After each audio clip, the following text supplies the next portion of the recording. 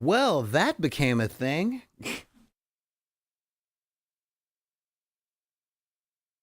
All right, let me just double check on this.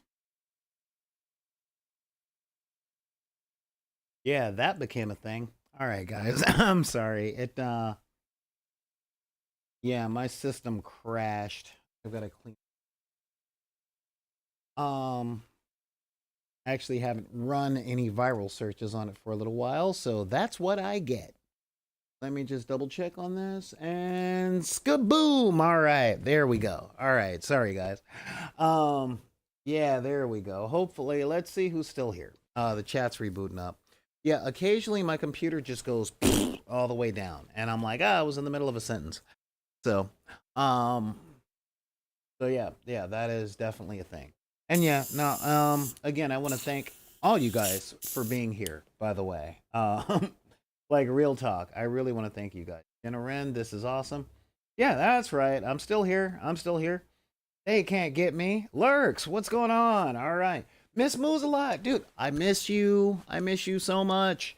Glenn, what's up? Or sorry. Howdy, howdy, howdy. You are a cowboy. Howdy, howdy, howdy. Let's see here. Yeah. All right, cool. Yeah, we got some fan art or sketches and stuff on the Discord. We can definitely do that. I'm digging. I'm digging. Yeah, and I love the interaction that people get there. Your aim will improve. Anyway, so yeah. So like I was saying with the whole anti-hero and hero thing, yeah. Um, essentially that is the place that I think we start moving into dangerous territory.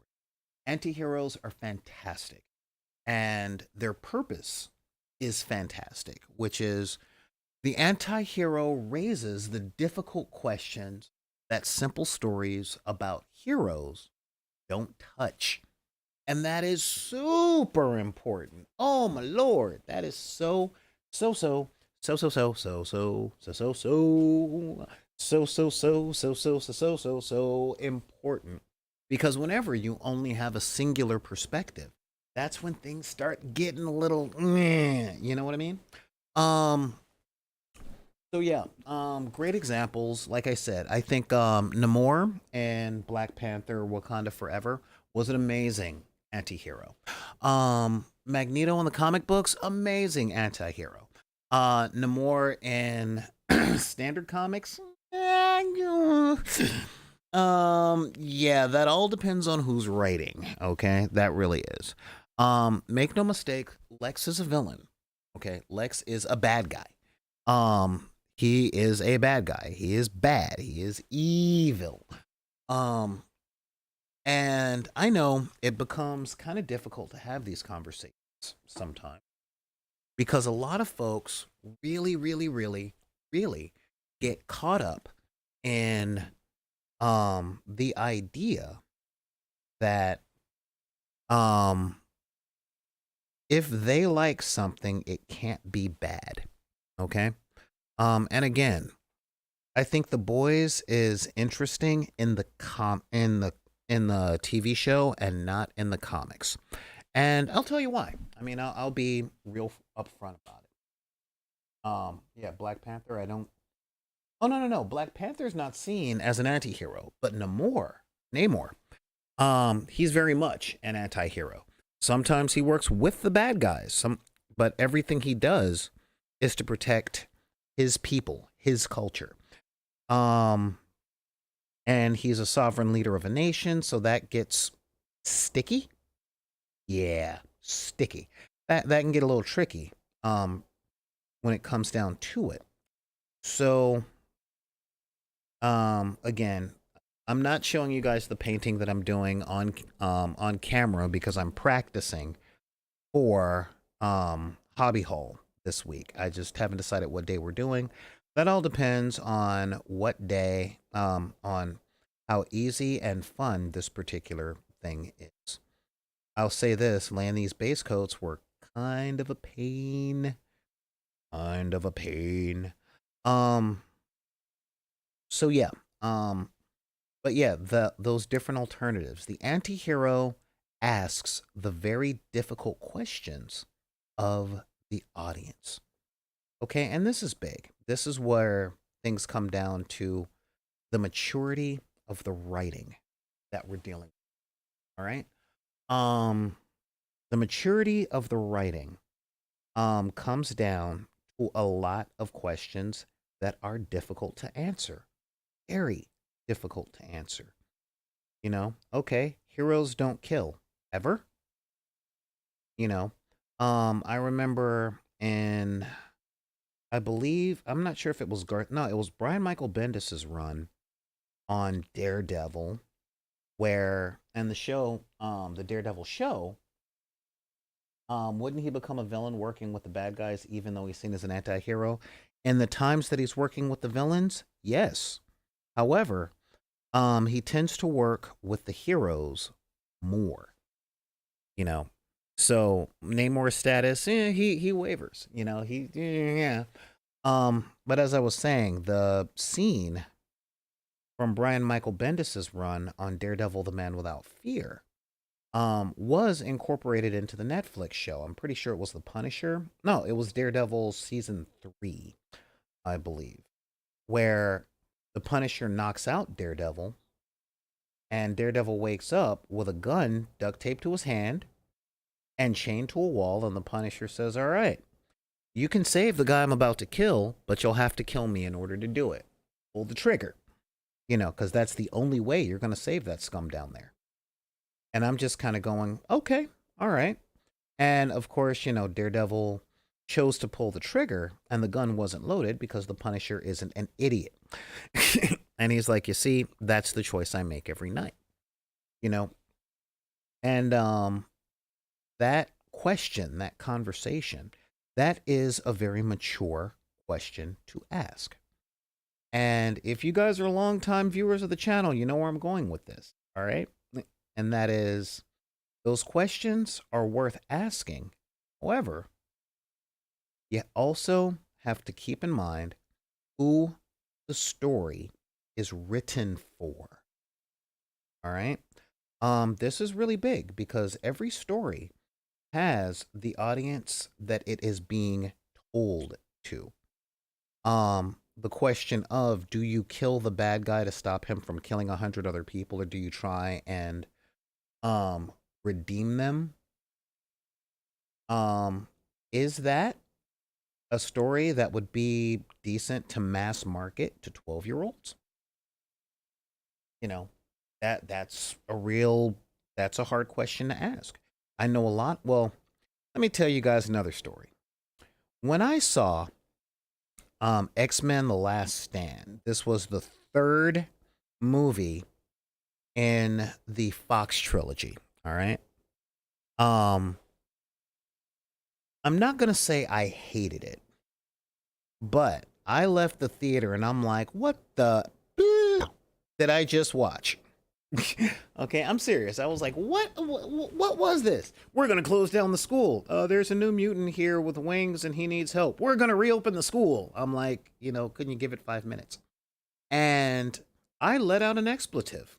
I'm like, what the F-bomb did I say?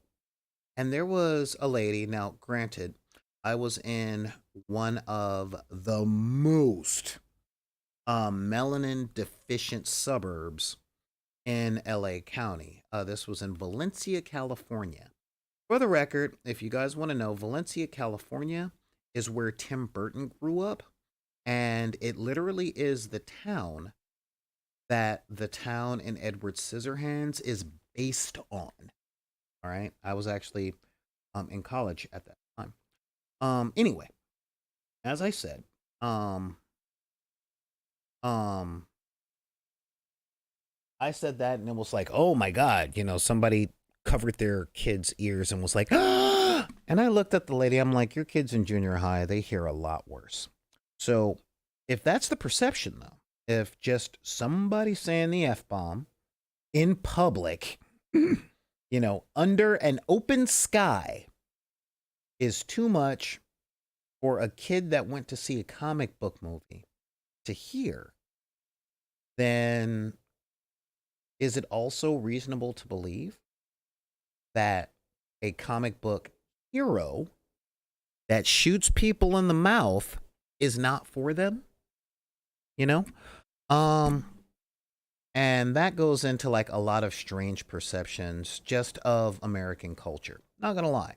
Um, I grew up on Looney Tunes. Like, I'll let you guys know. I am 45 years old and I was not a Disney kid. In fact, fairy tales were not allowed in my house because my mom never liked the concept of stories that would tell little girls that a Prince Charming is coming. She was an alcoholic divorcee.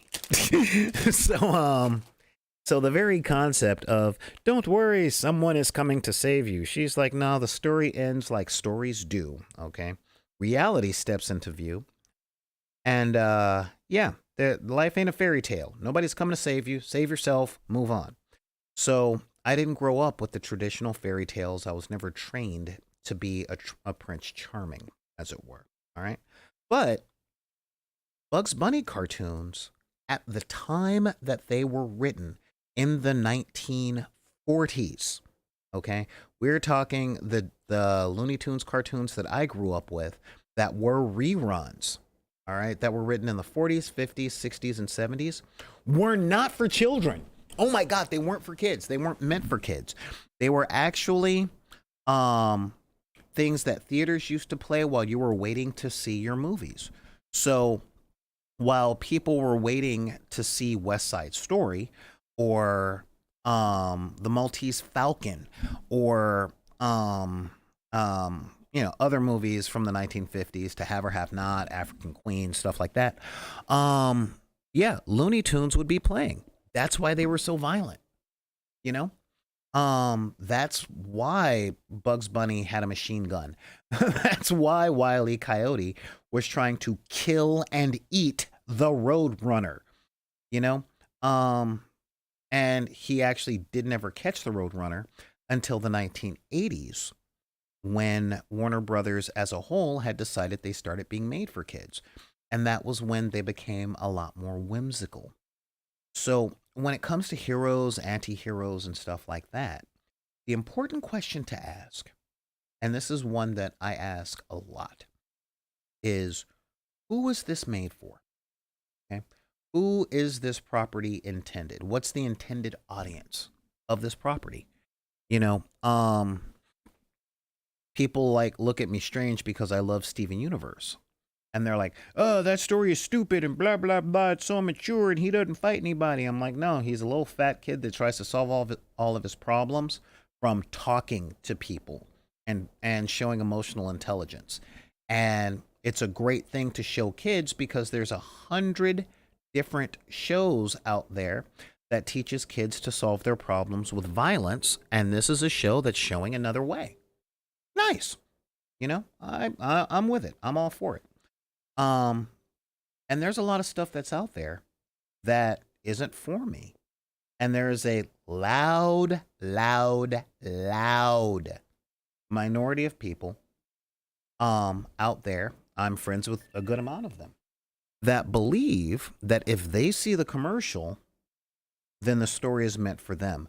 This is where we get the angry people that that poo-poo on any Marvel property that stars a woman or a person of color. You know, I am going to say this. I thought that Captain Marvel was boring, but I think Brie Larson was great in it. I thought it had a bad script, or not a bad script, just a script that could have used another couple of passes. But real talk, I love Marvel Rising. I love superhero girls. I love. I mean, Marvel Rising is my jam. That is my jam. That particular show starring America Chavez and Kamala Khan. That Jimmy's my jams, man. That frees my that flims my flams. I love that. I love that show. And yeah, it's very girl centric. And you know what? Good. You know, I grew up a black kid. There weren't very many black heroes, and it it hits different when you have to imprint qualities that you want on someone that doesn't look like you. Again, my biggest role model growing up was Peter Parker. I didn't have Miles. Um, I don't have a problem with Riri Williams. I actually really like her. Now, granted, um, um, the the personal, like my personal favorite super genius black girl is Moon Girl, who rides Devil Dinosaur. Her show is coming out very soon, and we will probably cover it because I love Moon Girl and Devil Dinosaur. Um, and that is like really a really big thing. I'm with it. So I recognize that a lot of the things that I watch are not meant for me. I'm a 45-year-old father of someone who already has a career. What superhero stuff is made for people my age? The answer is The Boys. The answer is the Daredevil Netflix show. I've got stuff for me, you know. I actually like their depiction of Bullseye, who was a very cool villain to me when I was growing up. But, I was learning to throw knives and breathe fire. Um so yeah, but when it comes to heroes, anti-heroes, again, I've said this a myriad of times over the show today, and I will keep saying it because it bears repeating. Um, there are many ways to be heroes. There are many, many, many decent stories that can be told. All right. Um, and that's real. All right. Now, a lot of things that you're going to ingest, not for you. You know, I think people who watch horror movies for the first time really understand this particular message in a way that a lot of other people don't. I truly believe that.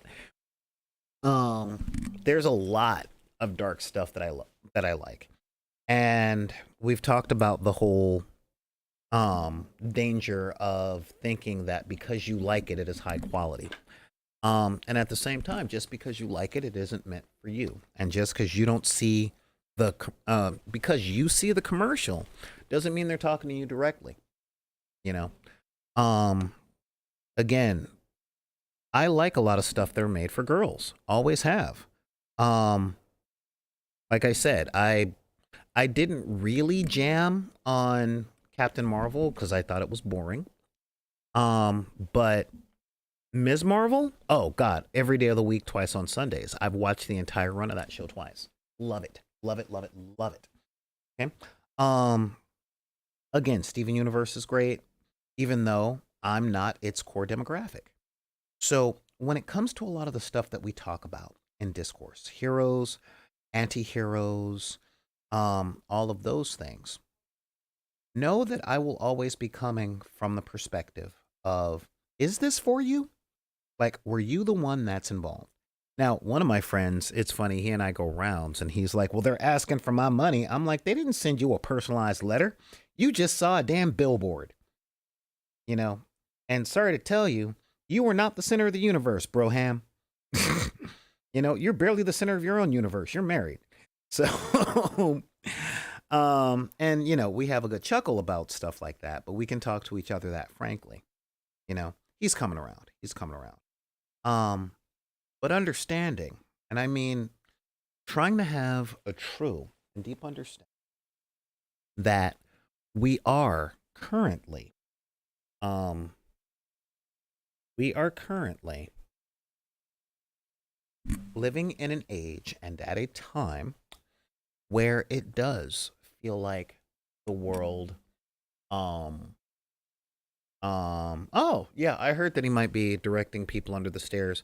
I hope not. I didn't think that that was a very good movie. I liked what it had to say, and he's the perfect director for a remake. But yeah, yeah. So as I was saying, what was I saying?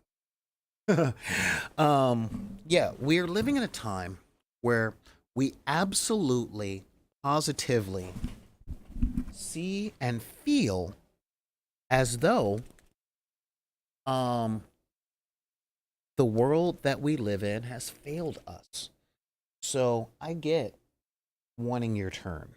I get having the feeling that nothing is for you. I understand it. I understand it so deeply.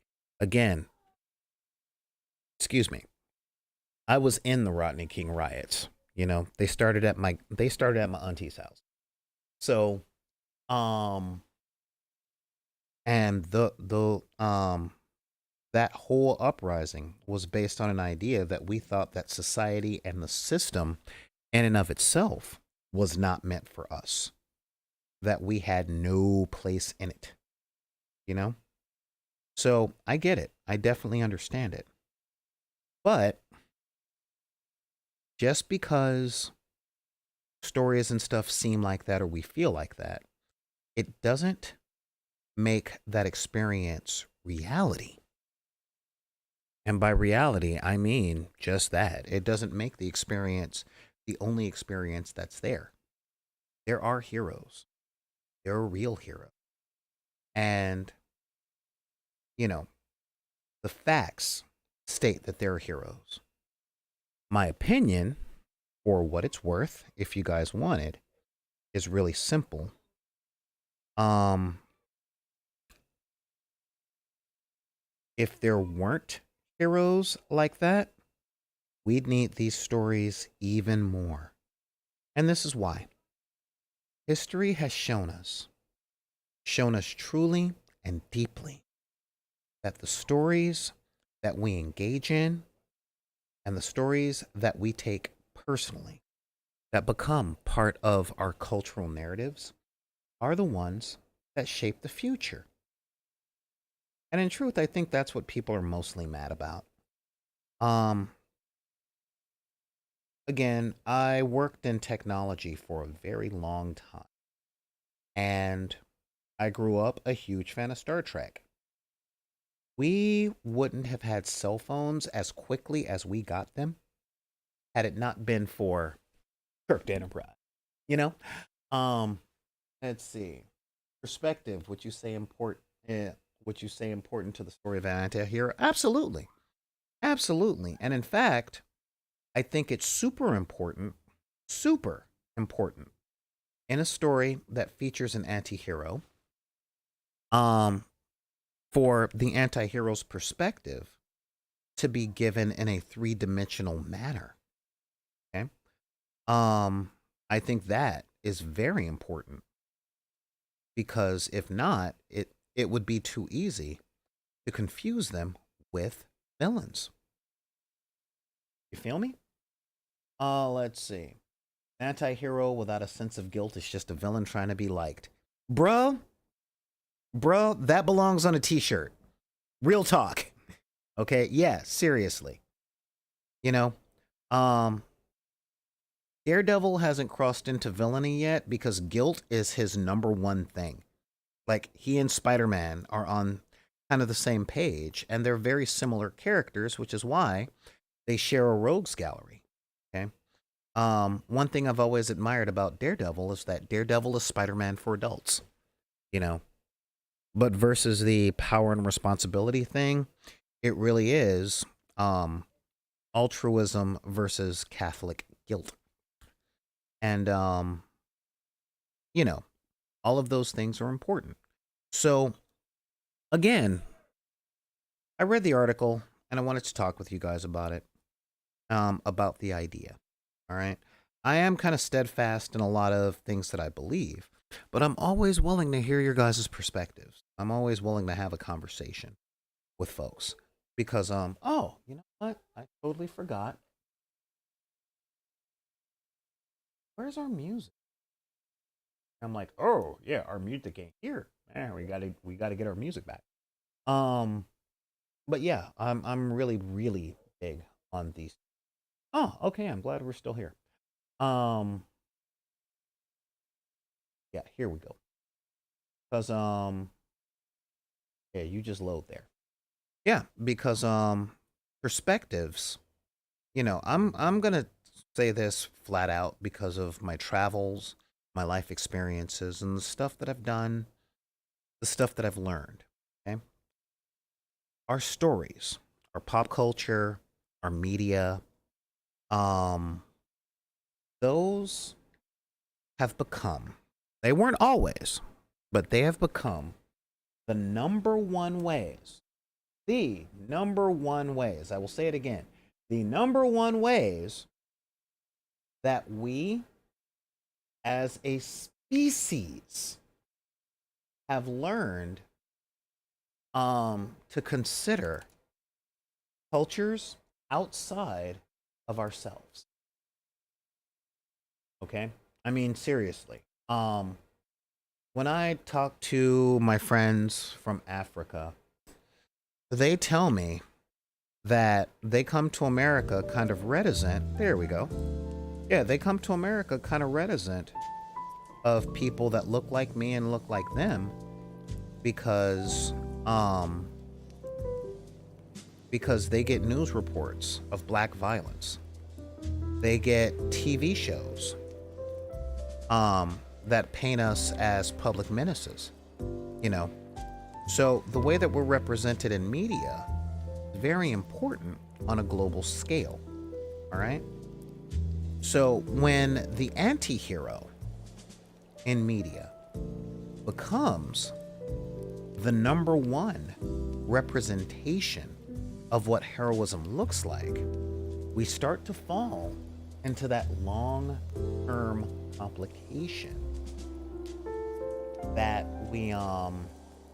we came across when oh, thank you. Yeah, we come into that complication that I pointed out concerning the behavior of police officers in 1980s movies and TV shows. You know, not immediate problems, but long-term problems. When we look at stories, and the stories give us the impression that this is the way the world is, you know. I was fortunate enough to live the dream of an otaku, or you guys call them weebs now. You know, I went to Japan. I worked in anime. Isn't that fun? And I saw more about Japanese culture than I ever learned in school. And my first major was Japanese cultural studies, you know. So I knew the history, but I didn't know the day-to-day there. When I talk to people from overseas, i.e. not the United States, you know, I always try and give them the historical context of the United States that they don't learn in school and the day-to-day walk around, you know. And that is really, really important. For Fortnite's point, perspective. Nothing happens in a vacuum, y'all. And when you're running your games, writing your stories, creating whatever art you choose to create, that is one of the most important things to consider, is that nothing happens in a vacuum. Kind of one of the things that makes it a vacuum. Can't heroes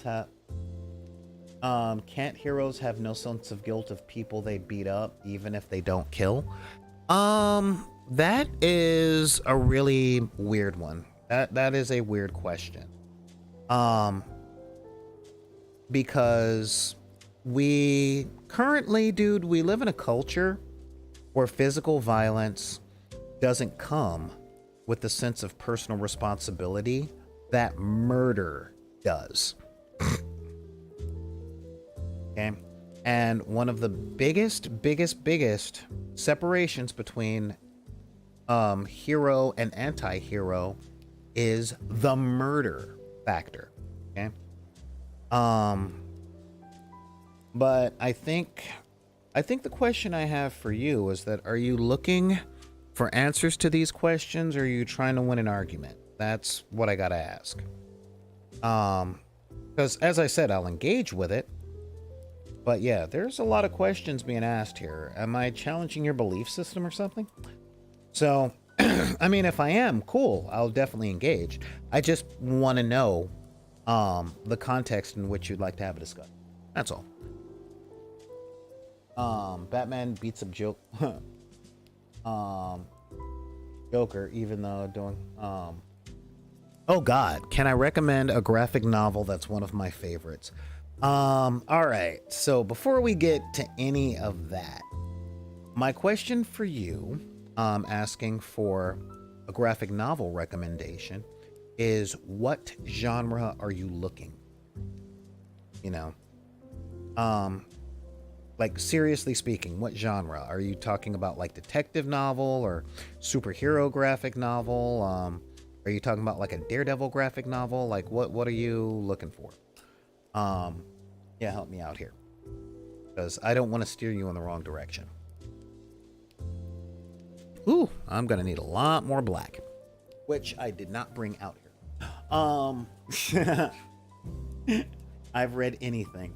Well, one of my favorite, and I mean absolute, excuse me, favorite, um, favorite comic series is the the Robinson run on Starman from 96 to 99. It comes in an omnibus. It's amazing. It's a series of about 7 graphic novels, and it is one of the greatest father and son stories that I've ever read in my life.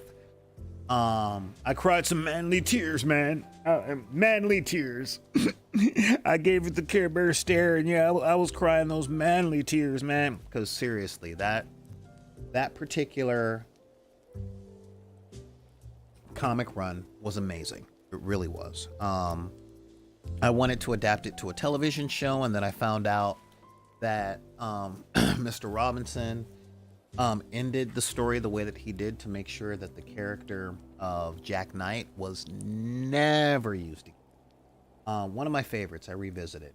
The entire Grant Morrison run of the Justice League is amazing, from Justice League's number 1 to I believe number 36, starting with New World Order and ending on the Tower of Babel when Mark Waid took over. Superman for all seasons is amazing. Yeah, I mean, really. And the Superman runs with the dual Joes. That's Joe Casey and Joe something else. That run was amazing. It has one of the best Batman Superman team ups I have ever seen. So much so that I cried. I really cried, and it really shows the dichotomy between the two characters. They're on a case, and it's narrated by Batman, and it's really good. It's really, really good. And that whole run was amazing. Horror, Alan Moore's Swamp Thing, Hellblazer, and Constantine. Big fan of John Constantine. So yeah, his stuff is amazing. I actually haven't really read a lot since New 52 myself. My New 52 books though were Aquaman and Wonder Woman. Those were fire. As far as Marvel graphic novels go, of course, Daredevil Man Without Fear, Daredevil Reborn. What's his name? There is one particular writer that I follow. Hickman. Hickman's run on anything is amazing, except I didn't really like his run on the Avengers. I didn't like, I really didn't like his run on the Avengers. I didn't like the Time Runs Out storyline, nor did I like Original Sins. However, Jonathan Hickman's run on the Fantastic Four is legendary. Just wow. Okay. If anything else, and yeah, I'm a little softy, so, but the hangout day and the conversation that Spider-Man has with Franklin Richards over a hot dog is what comic books are supposed to be. Like, real talk. I think it's amazing. And of course, Annihilation Wave was good. I believe like the second volume of the Guardians of the Galaxy was amazing. What else? What else? What else? Yeah, just there's loads and loads. Heroes fight villains, but no one knows what they're thinking when fighting the villains. Yeah, we do. They put them in word bubbles. I mean, oh, sorry, they put them in thought bubbles. Yeah. Hey, you're welcome. You're welcome. But you know, don't get everything. Don't try and get everything from me right now, because you know, if you try and do that, you'll have no reason to watch any further shows. You know, but yeah. So yeah, it's again, I'm not gonna lie, and I'm not gonna put up a front with y'all. I like Antiheroes, okay? I do. I like them very much, as I said. Like Magneto, like those guys. But what I fear is if we get so much media that focuses strictly on anti-heroes, the idea of altruism may get lost by the wayside in the next 10 or 15 years, in the same way that a nonviolent police officer has, you know. And so yeah. Now hold up. Now it seems like you're trying to make me blush, and that looks really weird with my complexion of brown. All right, just saying. So yeah. I'm a big fan of that. Now, the article also brings up an interesting point that came from The Rock, and this is where I almost start getting on my left-wing agenda, because he brings up that playing Black Adam makes him the anti-hero who is the hero sometimes, the villain the other times, which opens him up to being capable of being in more movies. Because sometimes he's the hero, sometimes he's the villain.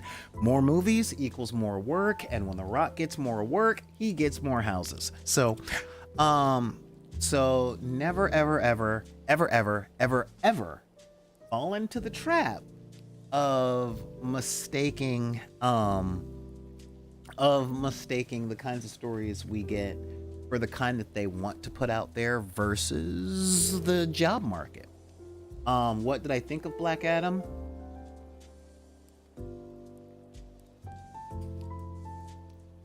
Aggressively mediocre.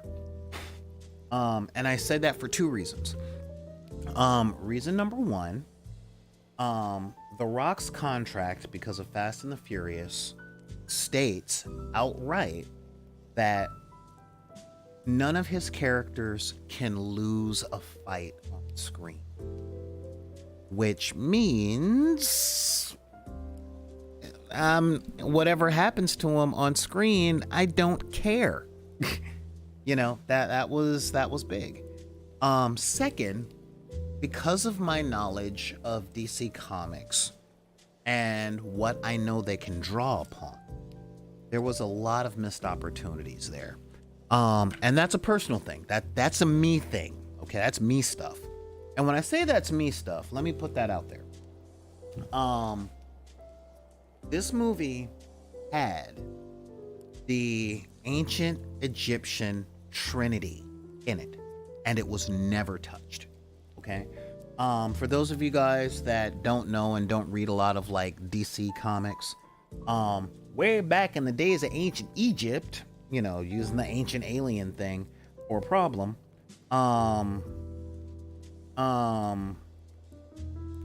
I'll answer that question in a moment, Fortnite, because that's a really good question. So, way back then, like I said, using the whole ancient aliens thing, ancient Egypt, in DC, had its own trinity of major heroes. Okay? It was technically a quadrilogy, or quadrilogy, or there were four of them. Okay, we had Hawkman, Carter Hall, along with Hawkwoman, Shira Hall, and they were Thanagarians that brought future tech to ancient Egypt, and that's what helped them build the pyramids and do all the stuff that ancient aliens say. And don't get me wrong, I freaking hate that show.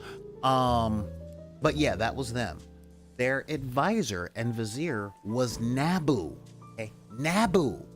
And their enforcer, like the right hand was Nabu, or sorry, no, the left hand of Carter and Shayera was Nabu, the dude that's inside Dr. Fate's helmet.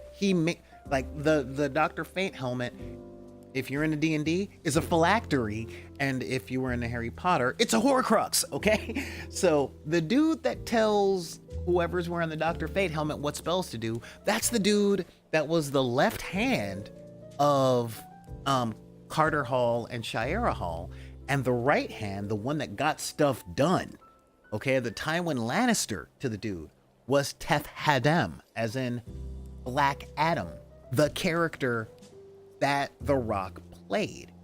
So you had all three characters in this movie, and they didn't know each other. I'm like, you know, if nothing else, and dude, I was all in on Pierce Brosnan being Kent Nelson, Dr. Fate. I'm like, dude, yes, here, shut up and take my money, you know. I also thought the rest of the JSA was what's going on, big man? For those of you guys that are new to the channel, Nerd Souls in the house, NERDSOUL, bringing you that street geek and nerd soul. Y'all need to subscribe to his YouTube channel for real. Not just because he is amazing, but because I'm on the show a lot of the times with him too. We have discussions about this very stuff, along with discussions on Atlanta. We covered American Gods when it was the time, and the controversy that went along with that and all that stuff. So yeah, that's right. You see me. That's right. You see me. You know, doing a smoke. Look, it's raining right now. Okay, you moved away from LA right before we got snow. So yeah, it's cold. I got the jazz. I'm smoking. I got my coffee, and I might make myself a nice steak dinner after this show. All right. So we gonna see. But yeah. So the real talk on this though, all right, the real talk on all that is with Black Adam. They had a great opportunity for character interaction with that trinity. Okay, seriously, a great chance, great chance for character interactions. At least the helmet should have been like, oh, it's him. Maybe we should talk to him. Now, I liked the setup that they did for part 2 with the future introduction of Osiris and Isis. Okay, with Isis, she was amazing, but Osiris, skateboard kid, needed to go. Okay, he needed to go. I'm like, ugh. But yeah, so the movie was aggressively mediocre. It could have been so good, but the superfluous characters in Atom Smasher and Wynn, they could have been cut from the script. And they didn't do enough with the two antagonists being Intergang and I forgot the name of the demon. But those guys, like, there really should have been more. There should have been a lot more regarding that. And it's just, yeah, the movie needed another year. And I didn't find out about The Rock's contract about not losing a fight until after he was cast. Had I known it, I would have known what I was going in for. Because, again, the superhero has got to get his butt kicked at some point during the movie. It happens to Batman. It happens to Superman. It happened to Shazam. It happens to the Fantastic Four. Like, every superhero movie has the all is lost moment or the dark time of the soul. And when you have an action movie that you can't do that with the main character, then the movie loses a punch, you know? And they didn't replace it with anything cool like a cool ticking clock, or some really cool emotional stakes. So it needed a few more passes because it had a challenge just with The Rock's contract of him never losing a fight, you know? Seriously. So that's where I sat with it. And the thing is, much like every movie I watch, I wanted to like it. I really did. I was genuinely geeked out about it. It had a few cool moments. I love the brother. I love the fat guy. I always love those moments of pointing out good guy hypocrisy, you know? From, oh, so it's okay for America to have all these heroes, but we can't have one ourselves, and we need one. Look at this place.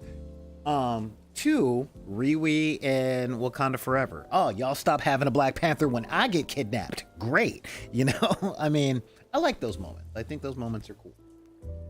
But all in all, yeah, they needed a bit more. Other than that, the movie was aggressively mediocre. I haven't seen Quantumania yet because I'm broke and I don't get screeners because I don't do enough movie reviews. Right? So we'll see how that goes. I know some spoilers because I don't care about spoilers. I like watching stuff for stuff. I'm happy that MODOK is being introduced because it's a different direction for the MCU. Cool. Like really cool. I'm digging that. But I do have to say that since Infinity War, there hasn't really been a superhero movie that knocked my socks off other than Wakanda Forever. And I think Wakanda Forever knocked my socks off because it did yeah, sorry man, aggressively mediocre. I think Wakanda Forever really worked because it followed the Marvel formula that worked. And when I say that, okay, just no, I'm not saying the Marvel formula. My favorite movies in the Marvel franchise that aren't the Avengers movies are Captain America, okay? Captain America is my favorite franchise. Okay, I will stand by hard that Winter Soldier is still my favorite, if not the best, my favorite of the Marvel movies. Okay? And that is partly because it is a spy thriller. Okay? It is a spy and intrigue thriller that happens to have a superhero or two. All right? And I think that's very important. Civil War, I thought was very good, although I'm not the biggest fan of Iron Man. Never been the biggest fan of Iron Man. You know, I've never really been a fan of Howard Hughes. I live in Los Angeles, guys. All right, McDonnell Douglas is somewhere that I have family members that work.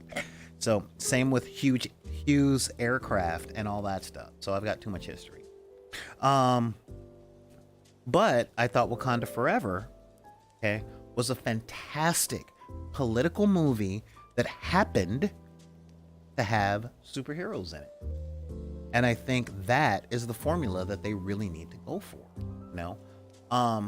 Because quite honestly, most of the best stories are cross genre. All right? They really are. And I don't care how far back in history or storytelling that you go, they're cross genre stories. All right? Maltese Falcon is a mystery, but it's also a revenge flick, you know? And that's got to be looked at. And name a genre that Casablanca fits under. Because the answer is all of them. The Godfather may be a crime drama, but it's also a story about kings, and it's also a story about family, you know? So when it comes to that kind of stuff,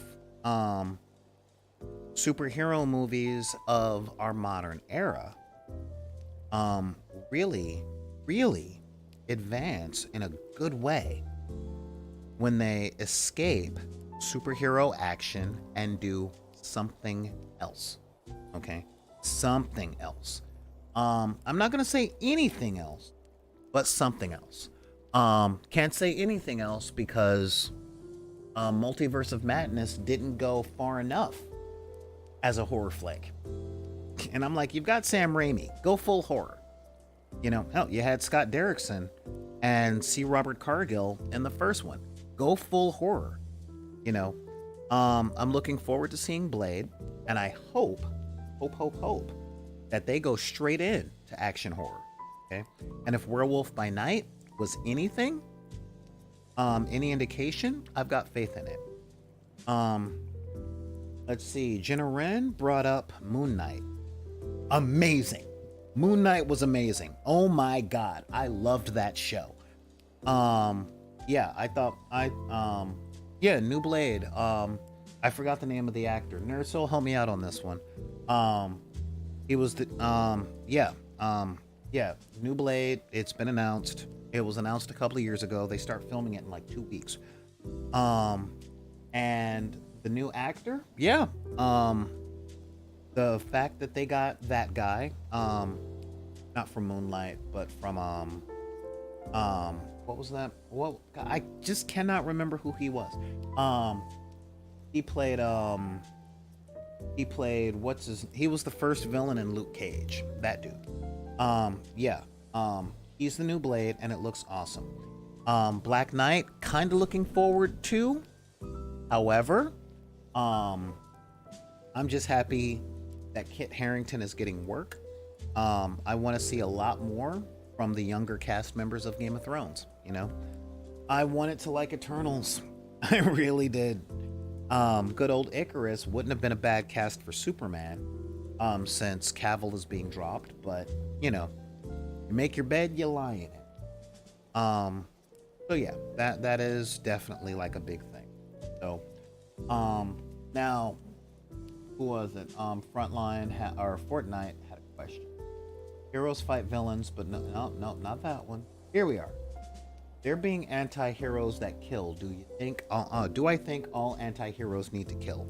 No, no, I don't. I don't think that they need to kill to become anti-heroes. But they do have to perform acts of evil in order to accomplish good. Okay, that is really big. Now, as far as acts of evil goes, what do we define as acts of evil is the number one question. Now, my personal take on acts of evil come down to the robbing of individuality and will. Okay, so if Doctor Doom wasn't such an unrepentant villain, I would label him as an anti-hero. I would. But he does both the murder and the robbing of will and all that other stuff. Whether or not he's right, which, you know, that's debatable because that comes down to whoever's writing him at the time. Yes, Jenna, Cavill was dropped. James Gunn is going in a different direction. Which is cool because I'm not the biggest fan of the Snyderverse. And again, I want it to be. Really, really want it. Yeah, so but other acts of evil could include holding prisoner. In Batman the Animated Series, there was a character that was introduced as a villain, who went on in the books to become an anti-hero during No Man's Land. I speak, of course, of Lockup. Okay, Lockup did the Batman thing, except he didn't give people trials. He just said, "Hey, you're a bad guy. You're going into my pit," and that's it. You know, he took away their freedom, he took away their agency, and robbed them of their humanity. He was a villain because he was doing it for personal reasons, and of course Batman had to stop him. But later on, when No Man's Land happened and the villains took over, we actually got to see his code, and he did run the prison, you know, and that was what he was made for, you know. So that was a different and interesting thing. If you haven't read No Man's Land, I would definitely recommend it. It was a seminal Batman story that took place over the course of 10 graphic novels. If a villain could become an anti-hero, can I say an anti-hero can become a villain? Yes. Oh, absolutely. That's one of the things that makes them interesting and compelling. Okay? That ever-present question of, is this story, you know, is this adventure that they're in the story where they're going to cross the line? Okay. I gotta say, as an adult, I am fully cognizant of 90% of story tropes that are out there. Okay? I've been reading novels since I was 7 years old. Okay? 7 years old. Actually, no, 5. Okay? So at 5 years old, yeah, I sat down, I read Little Women because we had it. And I spent most of my adolescenthood when we had to do a book report, I would pick things like Moby Dick or Voltaire or all that stuff. My mom was really big into reading and that kind of education. All right, and this is important. We know the tropes. And when you're looking at something, especially concerning heroes and villains, by the time in this day and age that you are, say, 7 years old, you know this is not the story that Spider-Man dies in. You know, even in the Spider-Verse, yeah, they killed Peter Parker and brought him back one scene later. Okay, a singular scene. We had a dead Peter. So we know that they're not going to die, and if they did die, they're not going to stay that way. We know this, man. So what other stakes can you put onto a story? When you're dealing with antiheroes, that question is the question that keeps antiheroes compelling.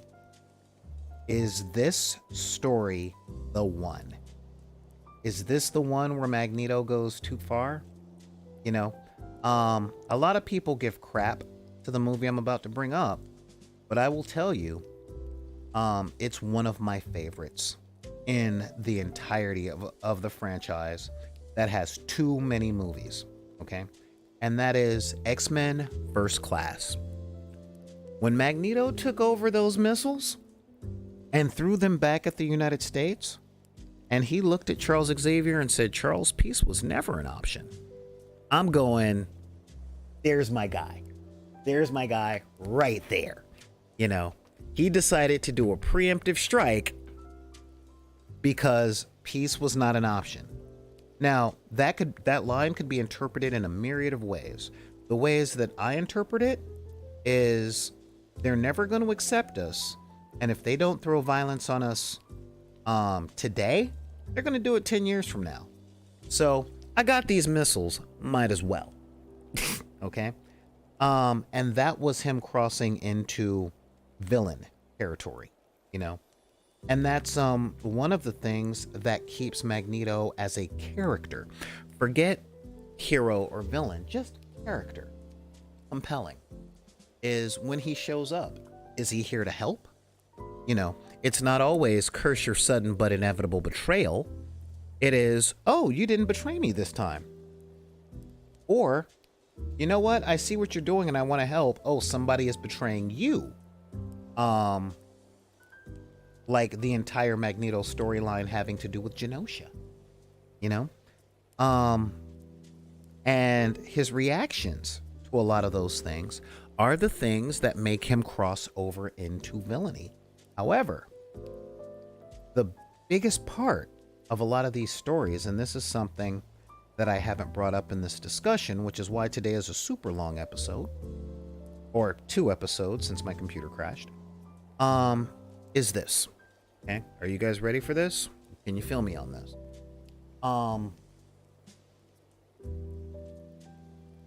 As long as we look at stories and characters as stuff that isn't fluid, we're going to keep getting caught in these cycles. Okay? One of the things that makes anti-heroes very cool is their fluidity. Okay? Whose side are they on today? We know they're always on their own side, but who is going to get betrayed? Who's not going to get betrayed? Is today that day? You know? And that, in and of itself, can make really, really, really good anti-heroes. My favorite that fits firmly into this genre, super firmly into this genre, is John Constantine. Okay?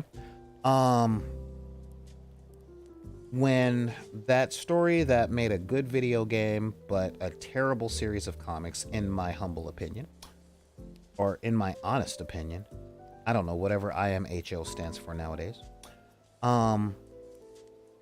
Yeah, in the story Injustice Gods Among Us, Constantine did everything that he does to save his daughter, and he ended up screwing over Team Batman. You know, that's what he did. He screwed them over to get what he needed. And he's great because of that, you know? One of the biggest reasons that Constantine works as a character, and why he fits so solidly into the anti-hero category, is because he does things that at their core are done for heroic reasons. But who is he going to get to compromise their principles? Okay? Who is he going to betray? How is he going to betray them? Is he going to leave them stranded in the lurch? You know? The interesting thing for me, that I saw, because I watched the DC Universe cartoons that come out on Netflix and stuff like that. Netflix and HBO Max used to be the DC streaming service, so you know. What was it? It was Justice League Dark thing, and at the end of it, Constantine helped everyone beat the forces of Darkseid, but the world was broken. So he convinced the Flash to run through time and fix it. And I think that's how we got the New 52 in the secondary animated universe. Please correct me if I'm wrong.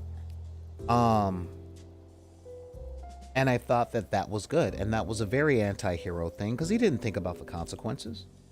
You know, he said, this sucks, I have a shortcut to making things better, and that's what we're gonna do, you know? So yeah. Justice League Dark during the New 52, no, I did not enjoy it. Again, I wanted to. Very, very, very badly.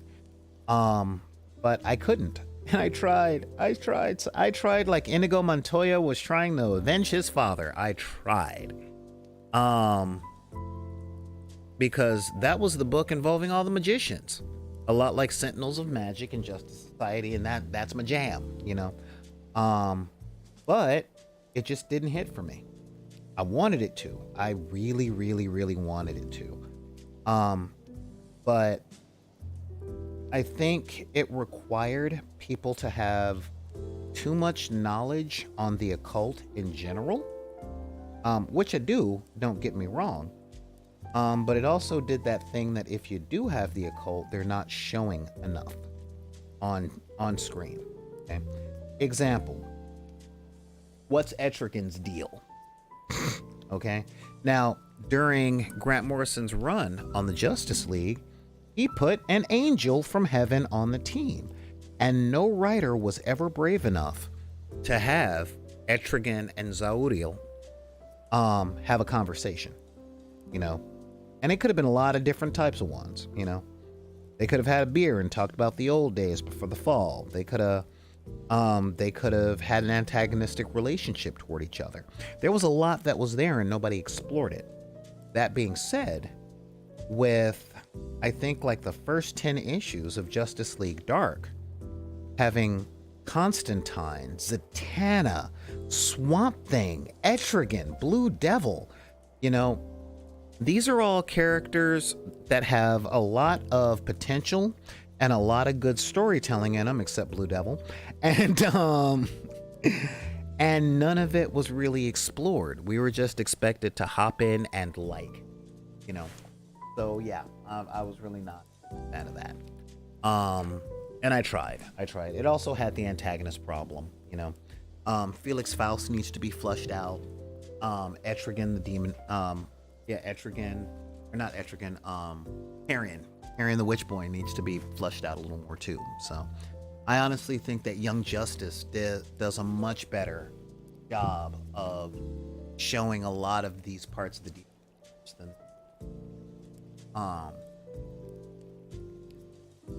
yeah, Superior Spider-Man. Oh my god. Yes. Dr. Octopus in the body of Peter Parker is a great example of an anti-hero. And not because he kills, because as the Superior Spider-Man, he didn't kill. He did not kill within Spider-Man's body. But he wrecked everything. He stopped caring about people. Like, he may not have killed people as the Superior Spider-Man. He might have done everything that intellectually makes sense that Spider-Man should do. But he torpedoed Peter's life because he's a... Well, he reminds me of a shower, but in French. Still trying to keep this sort of family friendly, you know, algorithm and all that. But yeah. Oh wait, I gave the warning of the potty mouth language. He's a douche, all right? Yeah, seriously. He completely torpedoed Peter Parker's life while making Spider-Man work. And I like the idea that he made it very clear that Peter was a better man. And he finally admitted that Peter is a better man. You know, he's a better person. Because second best parents in the DC in all of comic books. All right. Seriously. All right. Second best parents. All right. Yeah. So that's really where I sit with that. So yes, to answer your questions, yes. Killing was just shorthand for acts of evil and selfishness. All right. Because that is really the distinguishing lines between an anti-hero and a villain are the acts of selfishness, right? You know, when you look at the Punisher, he's trying to clean up the city, yes, from something that had been done to him, but he is the answer to a system that doesn't work. And he only kills the bad guys. All right?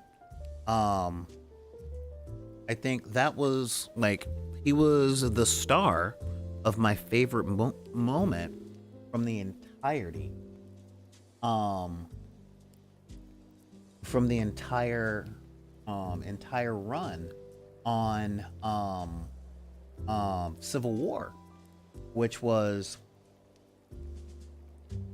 Captain America catches him at what he's doing and he kicks the crap out of the Punisher. And Cap's entire thing is, you know, I'm breaking the law. I'm a criminal. Am I next? Are you just gonna kill me next? And the Punisher breaks down into tears.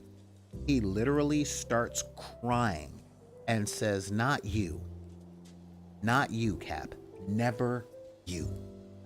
And I'm like, okay, that kept him on the heroic spot. Good addition. That was great, you know. And seriously, that's honestly the Punisher that I loved when I was 11. You know, that is the anti-hero thing. Now, do I think a lot of the world has anti-heroes because so many people stop caring? Not because they stop caring, okay? I don't think that we're being swallowed by the nothing.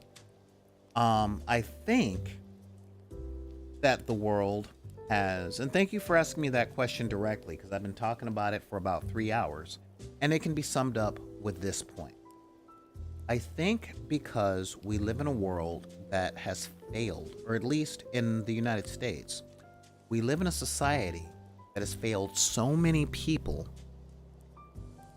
and not kept the promises that were made, that we have so many anti-heroes because people are angry and they don't believe that heroes can exist on that level.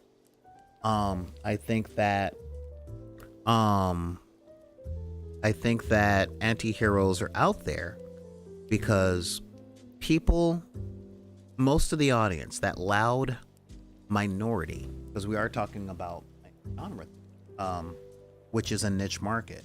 But I think that exists because not only do people not believe that there are heroes out there, but that they are so angry and so hurt that they can't even see the heroism in themselves.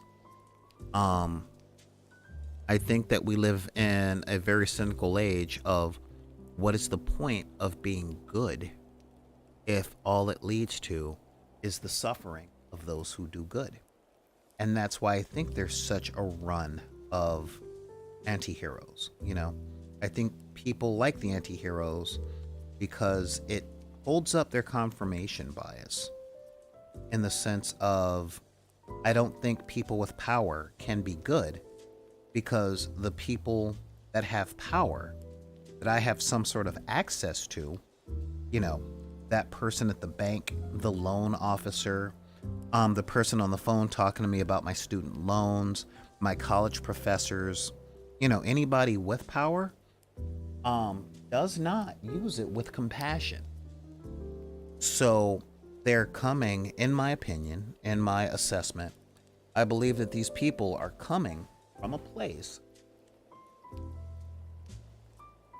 where they don't believe that power in and of itself can be used for, since they don't see power in and of itself being used for. That's why I think that anti-heroes are out there. That's why I think that they take such a prominent place. But what the article brings up is how the rise of the anti-hero has kind of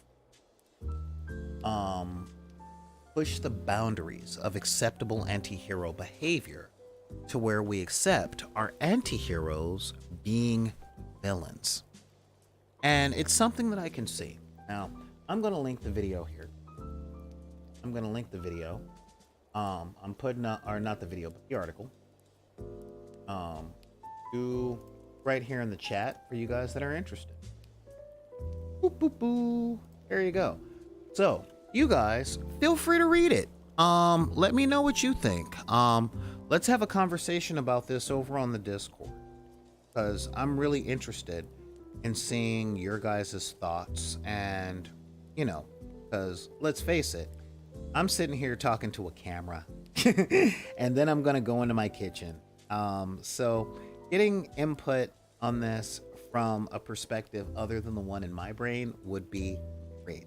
Thank you so much, by the way, to our two new chatters. Call of Fortnite. Seriously, thank you for asking all these questions. I really like having these discussions. And definitely, thank you so much, Jenna Wren, for being here. Buffy and Spike, not a big fan of Buffy the Vampire Slayer. Okay, so real talk, since you guys are new, I have never liked Joss Whedon's writing as much as anyone I know. And the stuff that made him as popular as he is and has been, I never dug. Partly because, as snarky as I am not a fan of bathos as a crutch for dialogue. And when I looked at Joss Whedon's writing, all I saw was A, the Scooby Gang, and B, everyone tripping over each other to be witty. And I'm a performer. I call that lunch. Okay, it gets tiresome. So, yeah, I mean, really, I've never been a big fan of his writing and stuff.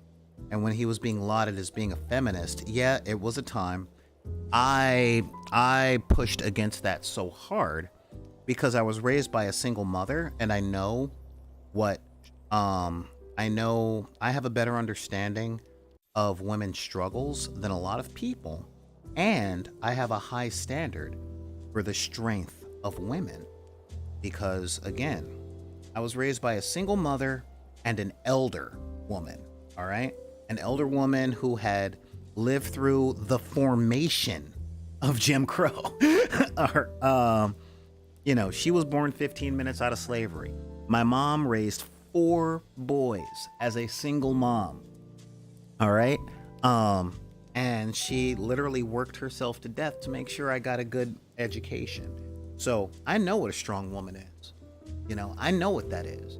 And when I see a supposed strong woman who kills monsters, yay, but then needs to be who needs to be rescued every 4 minutes from everybody else in her support group, but yet everybody loves because she's hot.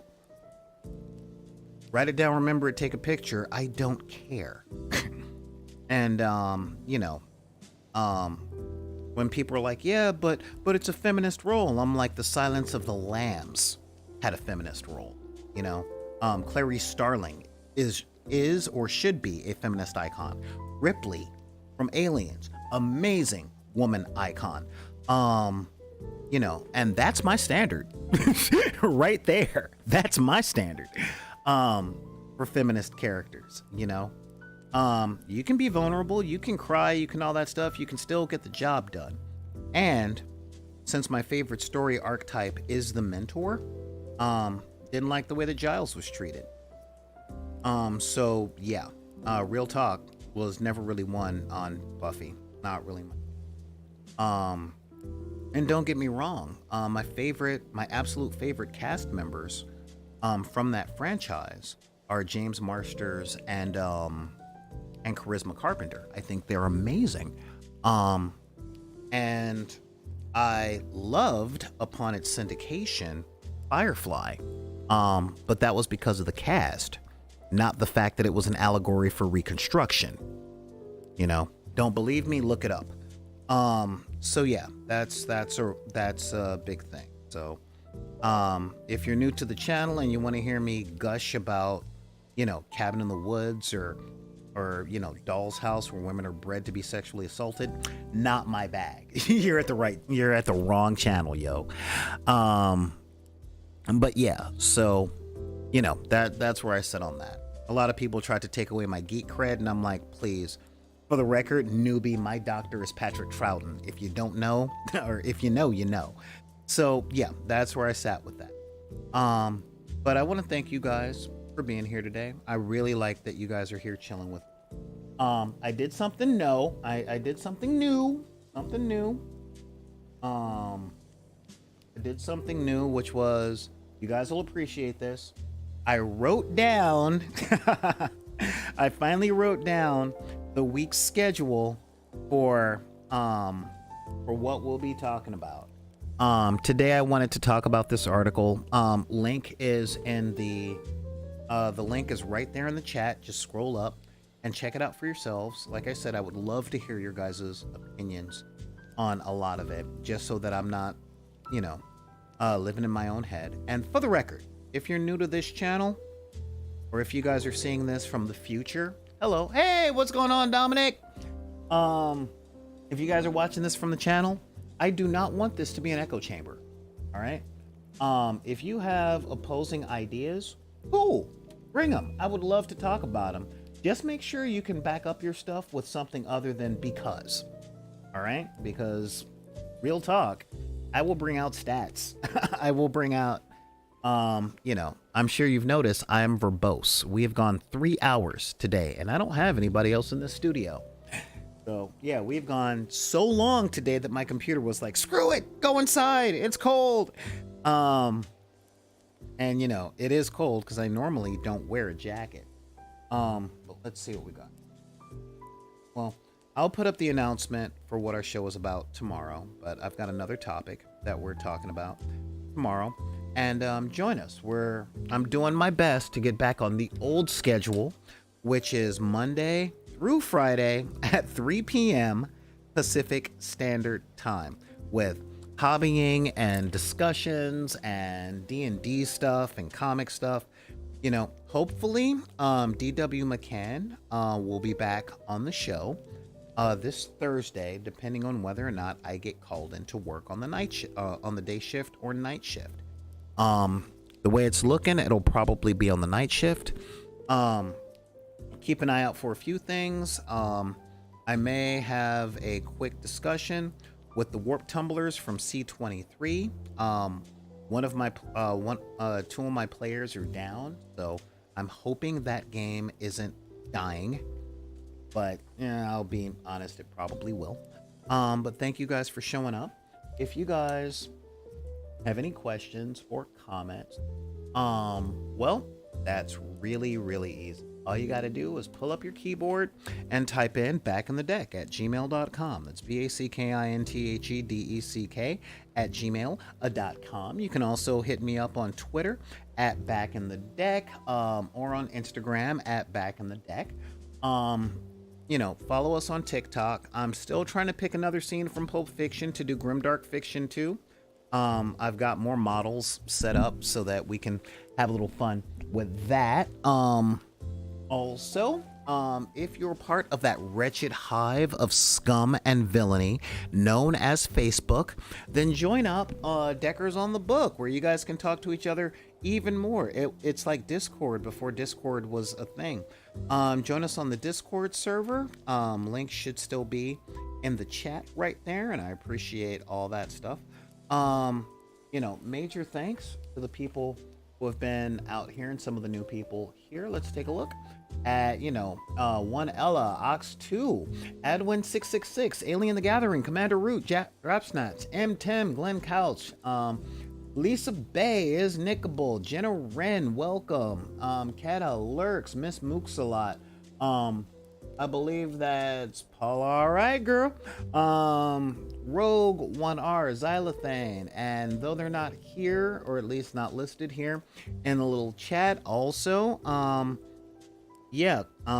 of Fortnite, Call of Cthulhu, Neon Arlecchino, Glenn Couch, you know, Brother Neff, all you guys, thank you for showing up. And remember, if anybody tells you that can't like what you like or have the hobbies you love because of the circumstances of your birth, be it race, religion, creed, gender identity, sexual orientation, disabilities, or your budget, or your neurodivergency, you can look at them and tell them to take whatever the card that they're trying to play on you and put it back in the deck.